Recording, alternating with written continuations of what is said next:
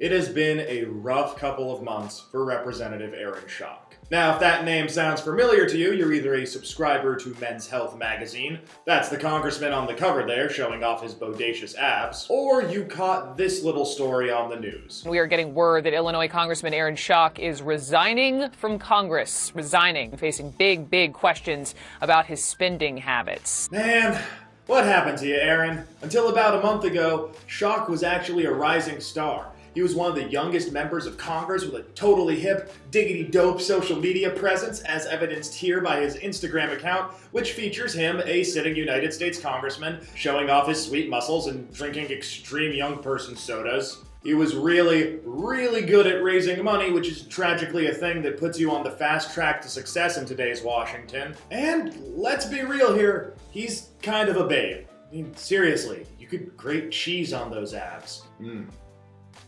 What were we talking about again? Weirdly enough, the scandal that destroyed Aaron Schock's career started when a writer for the Washington Post Style section, of all things, stopped by his DC office and found that he had done something a little unusual with the decor.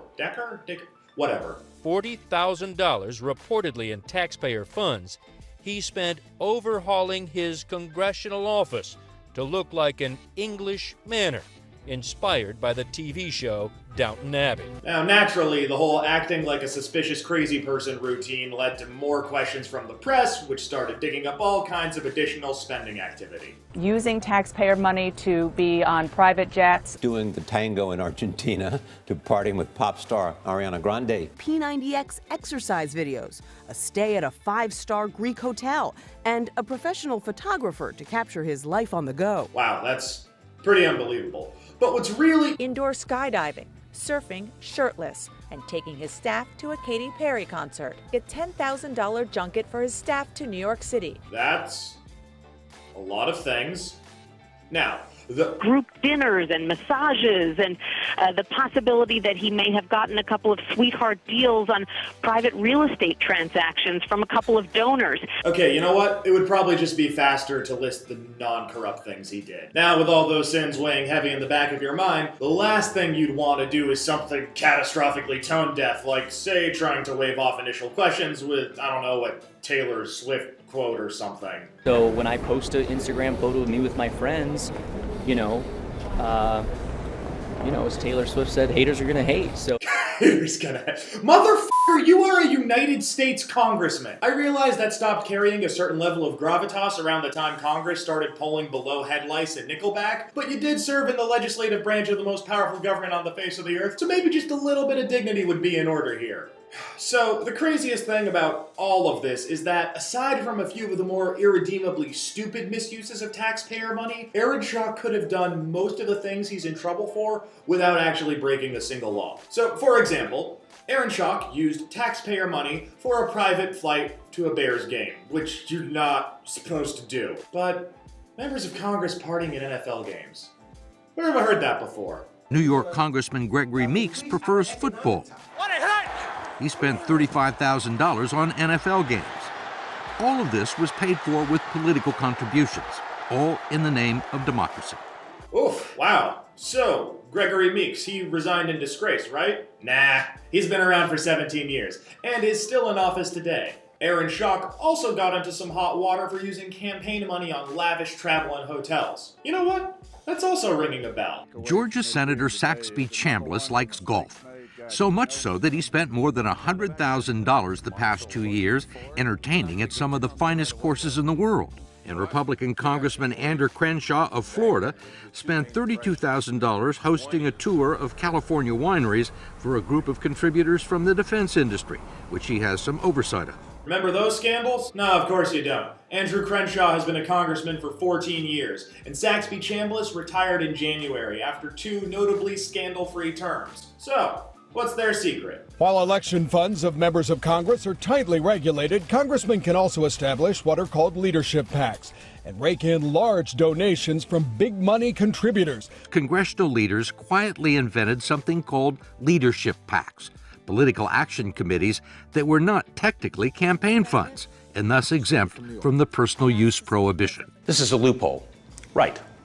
That's correct. Now, here's the kicker. Guess who else got some sweet sweet legal mileage out of his leadership PAC. Take the Generation Y PAC set up by Peoria Republican Aaron Schock. In 2 years, he raised and spent more than $500,000. $56,000 spent in the last 2 years just on hotels. Then there are the restaurants. $36,000 worth in just 2 years. $26,000 for private planes, plus ski trips. The most Schock's office would offer was this rather terse written statement. Gen Y conducts its activities within all applicable rules and regulations, a spokesman said. All activity is properly disclosed, and the committee is in full compliance with federal campaign finance laws. That clip is from 1 year ago. And that was pretty much the end of it. Most of Aaron Schock's leadership PAC bonanza was 100% legal. Because when it comes to the rules that Aaron Schock actually broke, his biggest problem wasn't the corruption, it was screwing up the paperwork. His spending under the microscope, and it turns out that that wasn't even the issue. The issue was that they did not, as I said, they did not have good record keeping. A lot of these members of Congress, they're not record keepers, they're not bookkeepers. They rely on staff to do things properly, and that clearly did not happen here. Now, you may have noticed that I haven't mentioned Aaron Schock's party yet. He's a Republican, by the way. Because if history is any guide, this story stands a very good chance of becoming just another partisan football. Democrats will point to this as an example of how corrupt those evil Republicans are, and Republicans will point to the laundry list of Democrats who have done the same damn thing, and the politicians who know how to actually work the system, that is, almost all of them, will go on living the good life by selling out their constituents to special interests. Almost every member of Congress, Democrat and Republican, has a leadership PAC. And they use them to do the exact same things Aaron Schock is about to get busted for because, unlike him, they have lawyers and consultants who know how to keep their corruption on the right side of the law. The problem in Washington isn't that Aaron Schock broke the law. The problem is that he really didn't have to. Thanks so much for watching the inaugural episode of Follow the Money. You can click right here to subscribe to our channel for more videos just like this one, and you can click right here to like us on Facebook and get all of the latest updates from Anti-Corruption Land. You can also click right here-ish to learn more about joining the thousands of volunteers who are fighting right now to pass a wave of tough, new anti-corruption laws in cities and states across the country. I'm Mansoor for Represent Us, and I will see you next time.